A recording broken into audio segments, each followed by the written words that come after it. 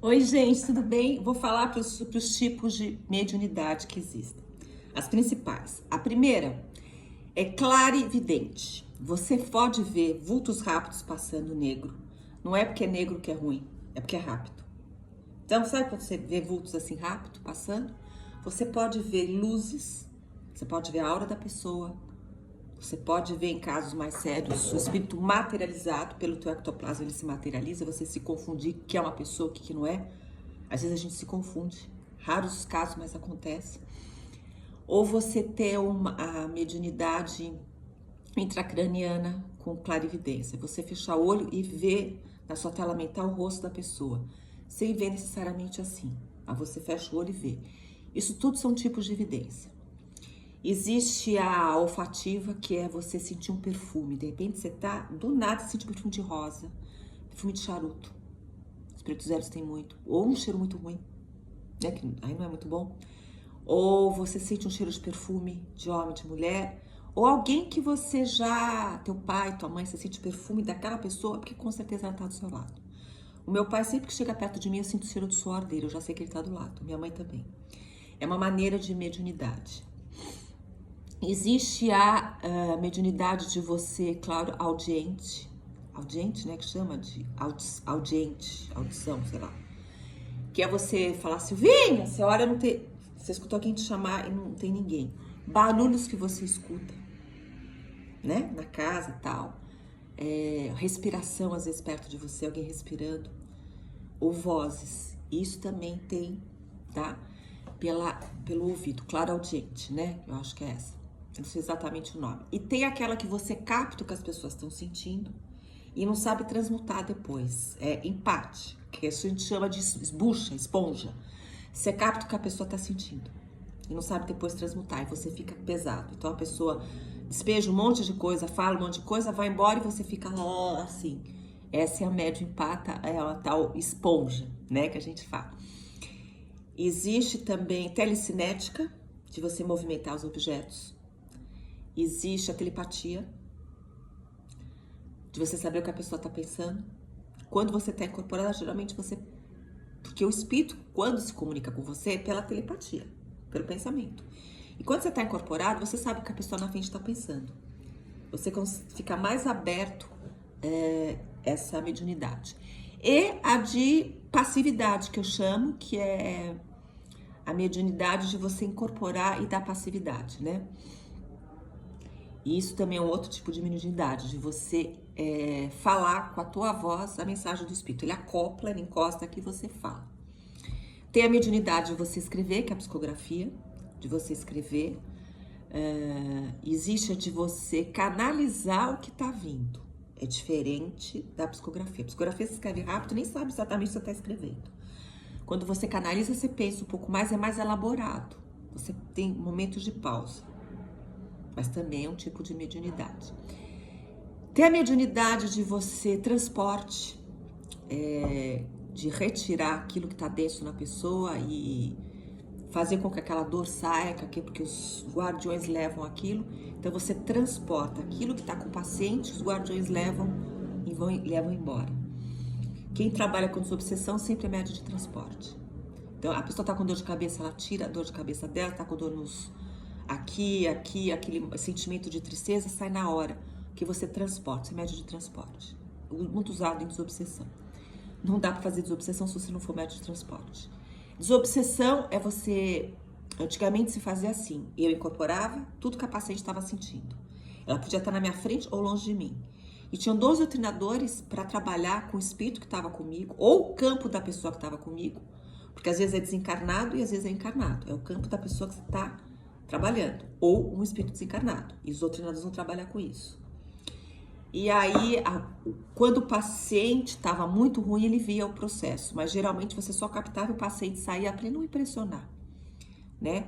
Isso é um tipo de evidência, de mediunidade, que você dá passividade, você fala, chora, sente tudo que a entidade que está com aquele cliente está sentindo. Você trabalha assim em desobsessão. Esse é outro tipo de mediunidade. E existe a mediunidade de você muitas vezes dormir. Toda vez que a gente dorme, a gente sai do corpo, ok? Ok. E o que que acontece quando você sai com o corpo com o seu mentor? Aí é mediúnico. Porque ele vai te levar para algum lugar astral para você trabalhar energeticamente e espiritualmente. Ou numa questão tua, ou para socorro de outra pessoa. Pode ser até para encarne ou desencarne de alguém, eles podem te levar. Em caso de acidente, de guerra, você não sabe o tipo de mediunidade que você vai ajudar. Dormindo. E isso também é um tipo de mediunidade. Tem gente que tem muita medo de ser vidente, de ver espírito, eles acabam pegando essa pessoa quando ela dorme. E você pode programar o seu mentor viagens e saídas astrais. Todo mundo quando sai do corpo sai. Do corpo pelo perispírito, pelo cordão umbilical prateado. Que é o teu perispírito que sai, toda noite. Só é cortado esse cordão umbilical prateado quando você desencarna. Então você vai e volta. E quando você tem aquela coisa de cair, é que você voltou rápido pro corpo. Sabe aquela sensação assim que parece que você tá caindo? É que você voltou rápido pro corpo. Sonambulismo não é mediunidade. E às vezes tem uma outra doença que eu não lembro o nome, que você fica meio paralisado. Isso também não é mediunidade.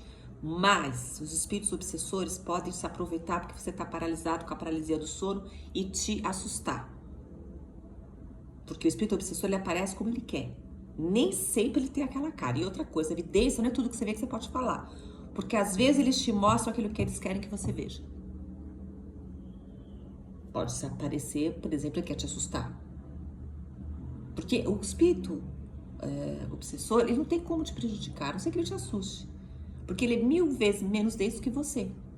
Então não tem como fazer, como te prejudicar, mas ele pode usar o teu nectoplasma para mover e cair os objetos, né? E é um tipo também de mediunidade. Ele usa o teu ectoplasma. E aí começa a quebrar, cair, estoura a televisão, estoura, isso tudo é energia. Então também é outro tipo de mediunidade. Ectoplasma é uma substância meio cinza que sai da onde a gente tem buraco, do nariz, do umbigo, daqui, e através dessa substância que você consegue plasmar o espírito, ver e até tocar. Existem sessões de materialização de espíritos, que a pessoa, para ter o ectoplasma legal, ela tem que ficar muito tempo sem beber, sem fumar e sem comer carne. Para o ectoplasma sair mais puro, e a luz tem que estar com uma frequência mais baixa, pode estar uma luz muito forte. O espírito não gosta de luz muito forte, para ter esse ectoplasmia, que eles chamam. Tem até um museu na Holanda, perto da Holanda, que eles conseguiram tirar um molde de um espírito plasmado pelo ectoplasma, em sessões de materialização. Inclusive o médico fica até amarrado para não ter perigo de fraude. Também é outro tipo de mediunidade mais difícil. Porque o ectoplasma, para estar puro, realmente você tem que estar com uma densidade bacana, sabe?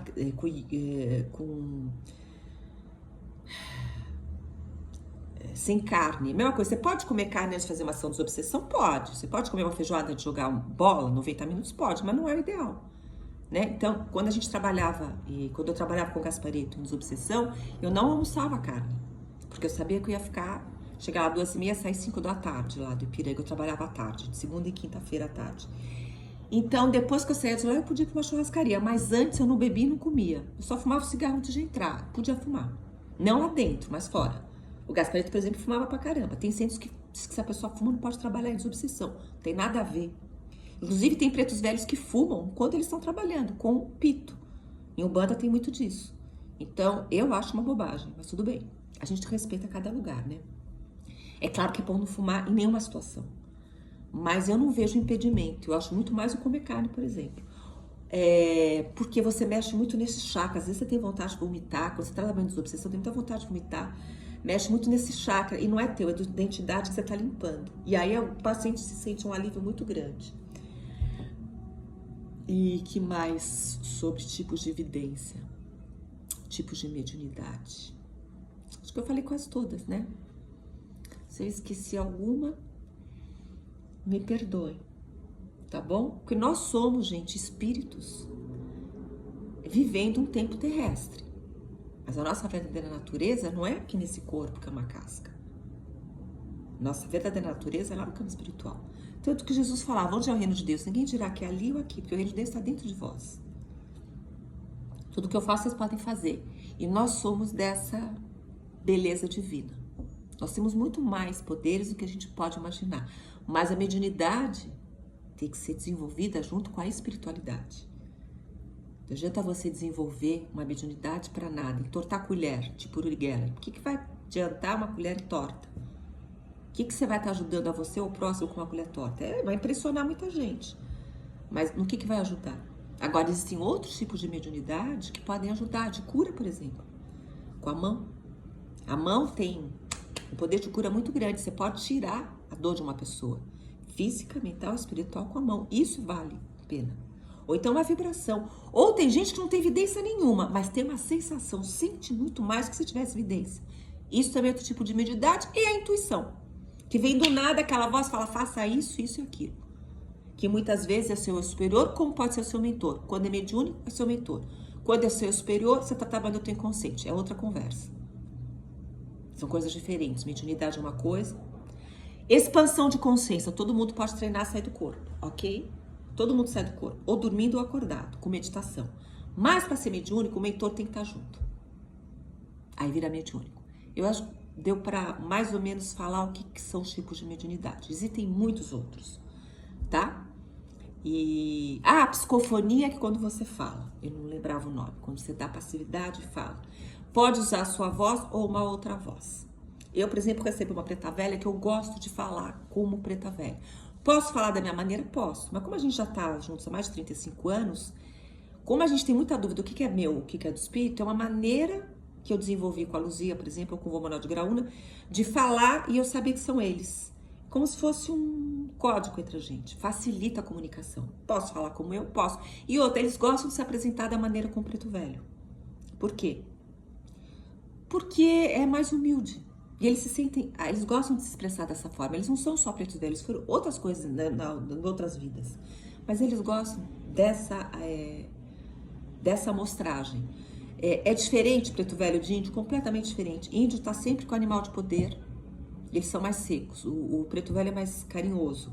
Os ciganos já são mais cativantes, mais de festa, de dança, pra grana. São linhas diferentes. Até se você for pra Europa, a primeira vez que eu casei foi pra Europa, eu viajei, eu já via lá em Portugal a entidade já com bigode, assim, diferente do que eu via no Brasil. Tem diferença? Existe. Porque eles plasmam aquela ideia que eles têm. O perispírito é plasma. Por isso que o que você pensa plasma, tanto encarnado quanto desencarnado. A pessoa morreu, desencarnou, burro, ela continua burra. Até porque ela desencarnou que ela vai virar inteligente. Ela continua com aquelas características. Ela é medrosa, ela vai continuar lá do outro lado também. Então, por isso que é muito legal a gente se desenvolver antes de desencarnar. Porque se você aprendeu que quando você desencarnar vai ter os anjinhos lá tocando trombeta, e Jesus vai te receber, e se você de repente desencarnar e não tiver isso, você vai achar que você não morreu. E muita gente que morre não percebeu que morreu. Isso eu vou falar na próxima aula. A pessoa não percebe. Ou ela vai para o hospital astral, como é hospital, ela acha que ninguém tá indo buscar ela. Ela não percebe que ela desencarnou. Isso vai ser a próxima aula que eu vou falar. Esses são os tipos de mediunidade, tá bom? Eu tô falando uma pincelinha sobre o meu curso de médium, tá? Então, beijo para vocês.